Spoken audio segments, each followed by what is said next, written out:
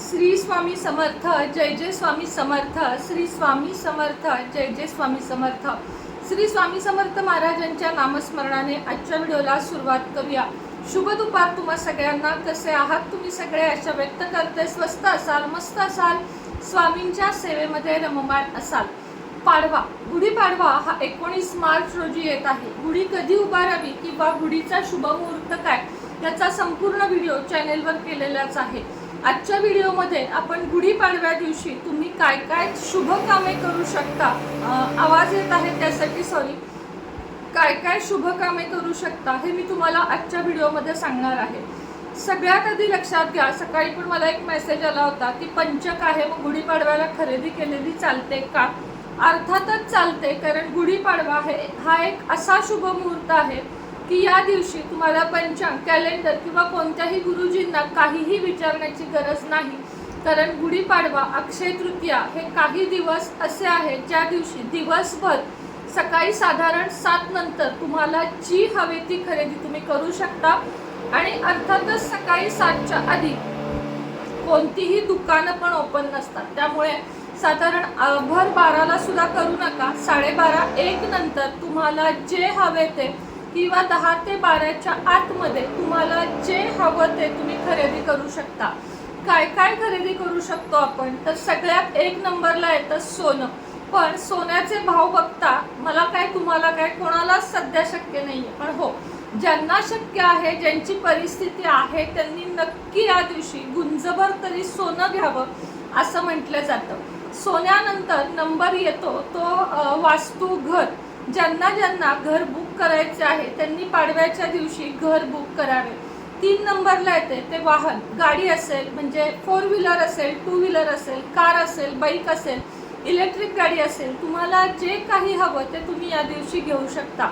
त्यानंतर या दिवशी वॉशिंग मशीन, फ्रीज किंवा घरामध्ये गॅसच्या शेगड्या, घरातलं कुठलंही काम तुम्हाला काहीही नवीन या दिवशी घ्यावंसं वाटेल, जे आपल्या घरामध्ये उपयोगी आहे अशी कोणतीही वस्तू तुम्ही या दिवशी घेऊ शकता. वाहन झालं, गाडी झाली. आता आपण लहान लहान वस्तू बघूयात ज्या आपल्यासारखे म्हणजे माझ्या तुमच्यासारखे सामान्य व्यक्ती घेऊ शकतात. तुमच्या देवघरामध्ये जर तुमच्याकडे तांब्याचे तामण, पळी भांडे, तांब्याचा कलश म्हणजेच तांब्या हे नसेल तर तुम्ही या दिवशी अवश्य घेऊ शकता. तुम्हाला पितळेचे डबे किंवा पितळेच्या कोणत्याही वस्तू या दिवशी घ्यायच्या असतील तर त्या सोन्याहून मौल्यवान मानल्या जातात.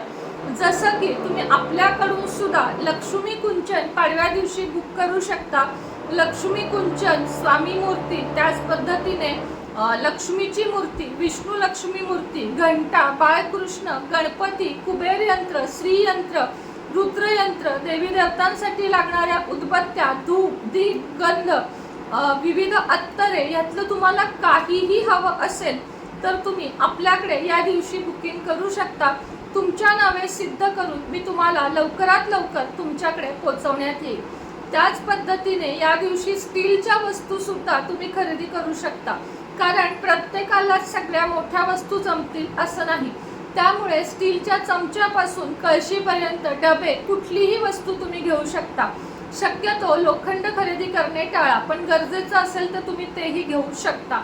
गुढीपाडव्या दिवशी तुम्हाला काहीच नाही जमले तर मी एकच सांगेन की गुढीपाडवा हा आनंदाचा सण असल्यामुळे स्वतःसाठीच काही घ्यायला पाहिजे असं नाही, तर या दिवशी दानधर्माला सुद्धा खूप महत्त्व आहे.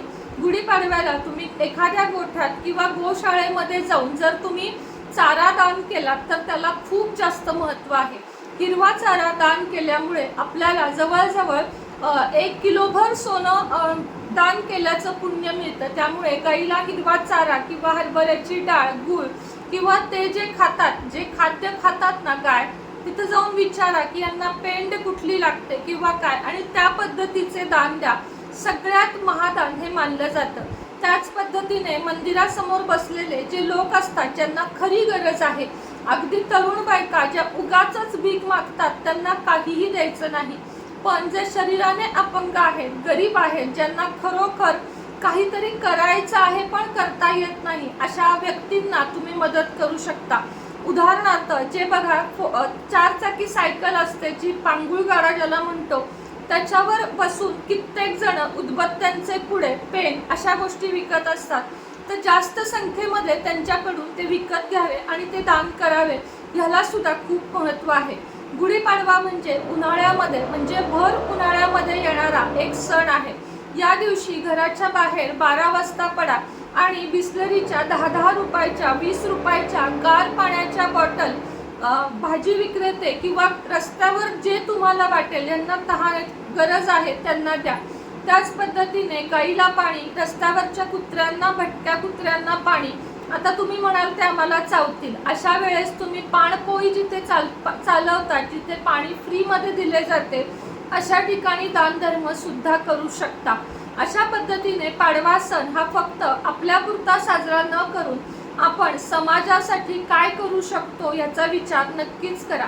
जाता जाता एक सांगावेसे वाटते, युद्ध चालू आहे म्हणून फक्त टीव्हीवर बातम्या न बघता आपण काय करू शकतो याचाही विचार करा. जसं की आता सिलेंडरची टंचाई आहे, कमीत कमी गॅस वापरणे, कमीत कमी लाईट वापरणे. माझाही कधी कधी ताबा सुटतो लाईटचा वगैरे, पण ते सुद्धा विचार करा, कारण काही महिन्यांनी लाईटचा सुद्धा तुटवडा होणार आहे असं यावर्षीचं भविष्यच सांगतं. त्यामुळे प्रत्येक पाण्यापासून, लाईटपासून, गॅसपासून, जेवणापासून, अन्नधान्यापासून प्रत्येक गोष्टीची थेंबे थेंबे तळे साचे, हे जर वाक्य लक्षात ठेवलं तर आपल्याला या वर्षात कशाचीही कमतरता भासणार नाही.